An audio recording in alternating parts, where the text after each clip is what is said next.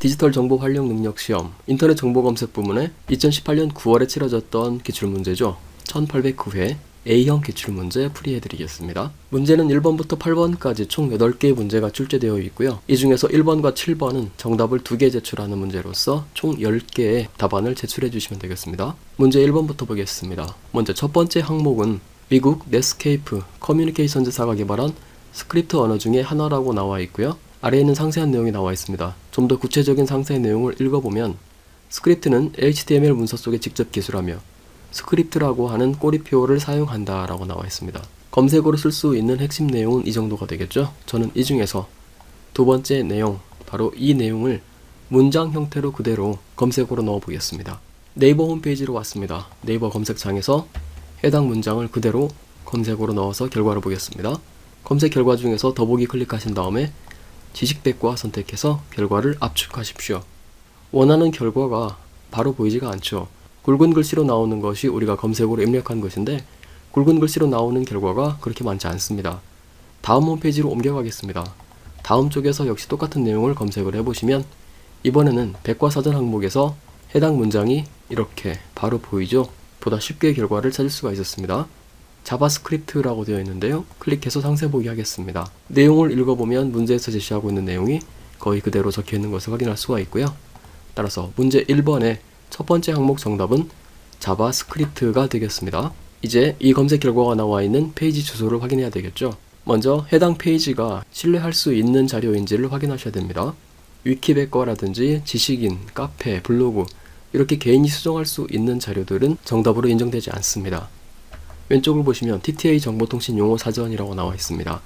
사전 항목에 나와 있는 페이지이기 때문에 정답으로 제출할 수가 있고요. 해당 페이지에서 마우스 오른쪽 버튼 클릭하시고 속성 클릭하신 다음에 중간에 보시면 주소 URL 부분이 있습니다. 바로 이 주소를 그대로 마우스로 복사해서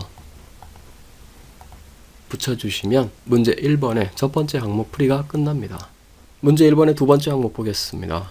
두 번째 항목은 버추얼 베이직 스크립팅 에디션을 개발하였다 라고 나오고요. 폴 앨런과 빌 게이츠가 설립한 미국의 소프트웨어 개발 전문 회사를 말한다고 되어 있습니다. MS-DOS와 윈도우즈를 개발하였다고 하고요. 앞서 봤던 결과 페이지에서 바로 확인하실 수가 있는데요. 자바스크립트 검색 결과에서 버추얼 베이직 스크립팅 에디션을 개발한 것은 마이크로소프트사이다 라고 나오죠. 따라서 정답은 마이크로소프트가 되겠고요. 검색란에다가 마이크로소프트 검색해서 결과를 봅니다. 현재 다음에 백과사전 페이지가 활성화되어 있는 상태이기 때문에 바로 확인할 수가 있습니다. 여러가지 검색 결과가 나오는데요. 이 중에서 위키백과 항목은 정답으로 제출하시면 안되죠. 그 아래 똑같이 TTA 정보통신 용어사전이라고 나와 있는데요.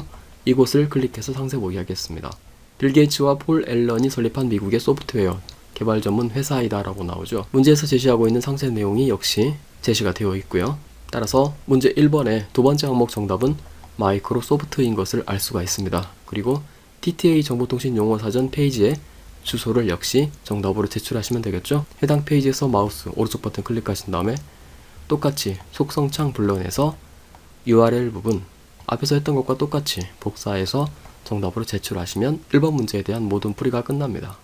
문제 2번 보겠습니다. 자신의 현실 세계를 부정하고 허구의 세계만을 진실로 믿으며 습관적으로 거짓된 말과 행동을 일삼는 반사회적 인격 장애를 말한다 라고 나와 있죠. 바로 이 부분이 해당 인격 장애에 대한 사전적인 정의가 되겠습니다.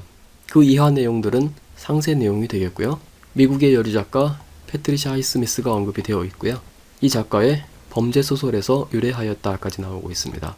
사전적인 정의에 해당하는 부분, 바로 이 부분을 역시 문장 형태로 검색어로 넣어 보겠습니다. 네이버의 지식백과 탭이 활성화되어 있는 상태에서 검색어를 그대로 입력합니다. 검색어가 길어서 네이버의 한글 50글자 제한을 넘었기 때문에 바로 이 문장에 대한 부분까지만 검색이 되어 있다라고 나오지만 그래도 정답을 바로 찾을 수가 있습니다. 리플리 증후군이라고 나와 있고요. 우리가 검색어로 입력한 내용이 그대로 이렇게 굵은 글씨로 표시가 되어 있습니다. 클릭해서 상세 내용 보겠습니다. 패트리샤 하이스미스의 소설 재능 있는 리플리 씨에서 유래했다라고 나오고요. 검색어로 입력한 내용이 그대로 이렇게 나와 있습니다. 정답은 리플리 증후군입니다. 역시 해당 페이지가 신뢰할 수 있는지 확인해 주시고요. 정답으로 제출할 수 있는 페이지이면 해당 페이지에서 역시 마우스 오른쪽 버튼 클릭해서 똑같이 해당 주소를 제출해 주시면 문제 2번에 대한 풀이가 끝납니다. 문제 3번 보겠습니다. 모든 주파수 성분을 포함하고 있는 노이즈다 라고 나오죠. 핑크 노이즈와 함께 대표적인 노이즈 중에 하나이다 라고 나옵니다. 그리고 그 이하 내용들은 이 노이즈에 대한 상세 내용이 나와 있죠.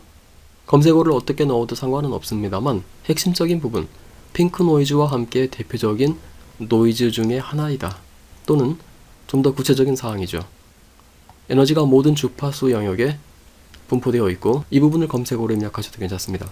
저는 좀 더 짧은 핑크 노이즈와 함께 대표적인 노이즈 중에 하나이다 라고 하는 내용을 검색어로 입력해 보겠습니다. 앞서 봤던 리플리 증후군이 나와 있는 네이버 지식백과 페이지가 활성화되어 있는 상태에서 그대로 검색어를 문장 형태로 입력하겠습니다.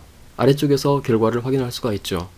모든 주파수 성분을 포함한 노이즈로 핑크 노이즈와 함께 대표적인 노이즈이다 라고 나옵니다. 해당 페이지 클릭해서 상세 내용을 보면 역시 원하는 내용이 그대로 실려 있는 것 확인할 수가 있죠. 문제 3번의 정답은 화이트 노이즈가 되겠고요. 페이지 아래쪽으로 내려서 출처가 개인이 작성한 페이지가 아닌 것을 확인하신 다음에 해당 페이지의 주소를 역시 답안으로 제출하시면 되겠습니다. 문제 4번입니다. 미국과 서유럽 사이에 체결된 북대서양 조약의 바탕을 둔 집단안전보장기구를 알아내는 문제입니다. 역시 아래에 상세 내용이 나와 있고요. 이것의 명칭을 답안으로 제출해 주시면 되겠죠. 핵심 키워드는 역시 사전적인 의미죠. 바로 이 내용이 되겠네요. 이 문장 그대로 검색하겠습니다. 역시 앞에서 봤던 네이버 지식백과 페이지가 활성화되어 있는 상태에서 해당 검색어를 그대로 입력하십니다. 결과를 바로 알 수가 있죠. 세 번째쯤 결과를 보시면 검색어로 입력한 내용이 그대로 나와 있습니다. 정답은 나토인 것을 확인할 수가 있고요. 해당 페이지의 내용을 읽어보신 다음에 정답이 맞다는 것을 확인하셨으면 신뢰할 수 있는 페이지인지 역시 확인하시고요. 해당 페이지의 주소 답안으로 제출해 주시면 됩니다. 문제 5번입니다. 타인에게 징계처분 또는 형사처분을 받도록 하기 위해서 허위의 사실을 경찰서나 검찰청 등의 공무소 또는 공무원에게 신고함으로써 성립되는 범죄를 말한다 라고 나와 있습니다. 사전적인 정의가 바로 밑줄 친 부분이 되겠죠. 문장이 길어서 전체 내용을 검색어로 사용할 수가 없기 때문에 이 중에서 핵심적인 부분, 허위의 사실을 경찰서나 검찰청 등의 공무소 또는 공무원에게 신고함으로써 성립하는 범죄, 이 부분까지만 검색어로 입력해 보겠습니다. 네이버 지식백과 검색란에서 검색합니다. 역시 사전적 정의를 검색어로 입력했더니 바로 나오죠. 법률용어 사전에서 보겠습니다. 무고죄라고 나와 있고요. 검색어로 입력한 내용이 그대로 굵은 글씨로 나와 있습니다. 원하는 결과가 맞는 것 확인하시고요. 문제에서 제시하고 있는 내용이 그대로 나와 있죠. 정답은 무고죄입니다. 문제 6번입니다. 동물이 죽은 뒤에 특정한 시간 후에 근육이 수축하여 딱딱하게 되는 현상을 뜻한다고 나와 있습니다. 역시 아래쪽에는 해당 현상에 대한 상세 내용이 나와 있고요. 사전적인 정의 내용 먼저 검색을 해보겠습니다. 동물이 죽은 뒤에 특정한 시간 후에 근육이 수축하여 딱딱하게 되는 현상, 이 내용 검색어로 입력해 보겠습니다. 지식백과 페이지에서 똑같이 검색어를 입력합니다. 굵은 글씨로 나와 있는 내용들이 그렇게 많지가 않죠. 검색어 결과가 쉽게 나오지 않은 것을 알 수가 있고요. 그러면 다음 페이지로 옮겨가 보겠습니다. 역시 다음에 백과사전 항목이 활성화되어 있는 상태에서 검색어를 입력해서 결과를 보면 똑같이 결과가 바로 나오지가 않죠. 이럴 경우에는 검색어를 달리 해보시는 것도 좋습니다. 문제에서 설명하고 있는 내용 중에서 좀 더 구체적인 내용, 이 ATP의 감소와 pH의 저하에 의해서 근소포체 능력이 내려가 여기에서 칼슘 이온이 누출되면서 근육이 딱딱해지게 된다. 역시 이런 두 번째 핵심적인 내용을 똑같이 문장 형태로 활용해 보겠습니다. 다음 백과사전 페이지에서 검색어를 입력해서 결과를 보면 역시 똑같이 원하는 결과가 나오지 않습니다. 이번에는 네이버 쪽으로 옮겨가겠습니다. 네이버 지식백과 항목에서 문장 형태로 다시 한번 검색어를 바꿔서 입력을 해주었더니 지문에서 요구하고 있는 내용이 어느 정도 이렇게 나오고 있죠. 사후 경직이라고 나오고 있는데요. 동물의 사후 일정 시간 후에 근육이 수축하여 딱딱하게 되는 현상을 말한다 라고 문제에서 제시하고 있는 사전적인 내용이 바로 나와 있죠. 정답은 사후 경직입니다. 출처는 식품과학기술대사전이기 때문에 이 페이지의 주소를 그대로 정답으로 제출하셔도 되겠습니다.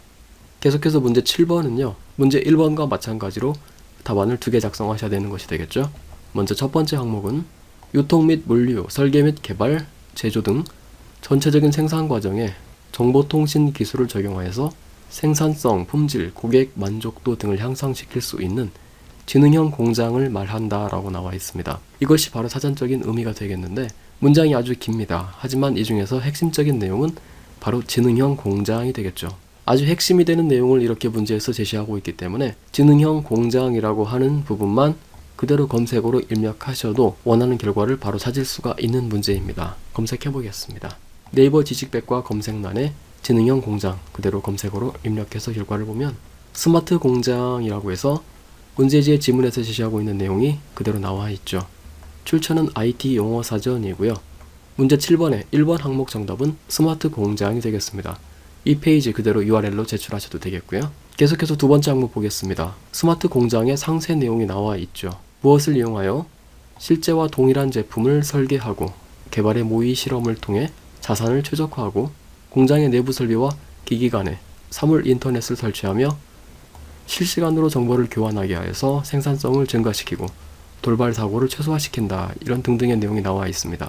결국 2번 항목을 설명하는 내용은 실제와 동일한 제품을 설계하고 개발에 모의 실험을 통해 자산을 최적화한다. 이 부분이 되겠죠. 앞에서 설명을 드렸듯이 스마트 공장을 설명하는 지문이기 때문에 앞선 검색 결과, 스마트 공장 검색 결과에서 원하는 내용을 찾을 수가 있습니다. 사이버 물리 시스템을 이용하여서 실제와 똑같이 제품 설계 및 개발을 모의 실험하여 자산을 최적화하고 등등의 내용이 이렇게 나와 있죠. 문제지의 지문 내용이 그대로 실려 있습니다. 따라서 7번 항목 두 번째 정답은 사이버 물리 시스템인 것을 알 수가 있습니다. 현재 페이지는 스마트 공장을 설명하는 페이지입니다. 따라서 가급적이면 사이버 물리 시스템을 설명하는 페이지로 이동해서 그곳의 URL을 정답으로 제출하시는 것이 좋습니다. 현재 사이버 물리 시스템이라고 하는 용어 위에 마우스 포인터를 올리면 링크가 활성화되어 있는 것을 볼 수가 있죠. 클릭해서 사이버 물리 시스템을 설명하는 페이지로 옮겨옵니다. 그리고 문제지에서 제시하고 있는 지문이 이렇게 나와 있는 것 확인하신 다음에 IT 용어 사전 출처인 현재 페이지를 정답으로 제출하시면 되겠습니다. 마지막 8번 문제입니다. 사전적인 의미를 보면 국가기관, 지방자치단체, 정부투자기관 등 공공기관이 필요로 하는 물자의 구매 공급과 시설공사의 계약 및 관리를 담당하는 중앙행정기관이다 라고 나와 있죠. 이 부분 그대로 검색어로 입력해 보시면 결과를 바로 아실 수가 있습니다. 네이버 지식백과 페이지 활성화되어 있는 상태에서 검색란에 해당 검색어 그대로 문장 형태로 입력해 보시면 검색어로 입력한 내용이 이렇게 바로 나오죠. 정답은 조달청인 것을 알 수가 있고요. 클릭해서 상세 내용, 원하는 내용이 그대로 실려 있는 것 다시 한번 확인해 주시고요. 출처는 네이버 기관 단체 사전입니다. URL 제출하시면 되겠습니다.